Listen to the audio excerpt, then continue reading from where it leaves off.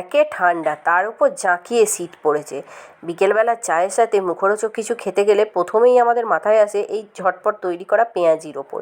পেঁয়াজি বানাতে টুকটাক সবাই জানেন, আজকে আমি বানাচ্ছিলাম, ভাবলাম আপনাদের সাথে শেয়ার করে নিই। তাড়াতাড়ি করে দুটো পেঁয়াজ কেটে ফেললাম, আর তার সাথে নিলাম কাঁচা লঙ্কা কুচি।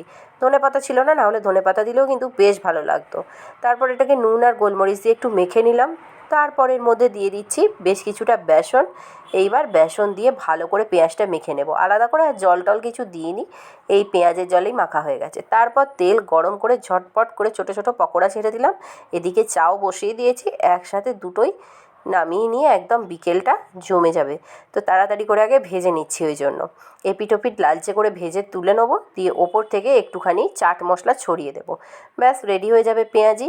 একে ঠান্ডা, তার মধ্যে বৃষ্টি, তার সাথে আবার হয়েছে সর্দি কাশি, তাহলে এরকম পেঁয়াজি না হলে চলে বলুন তো? আপনারা কি খাচ্ছেন এই ওয়েদারে?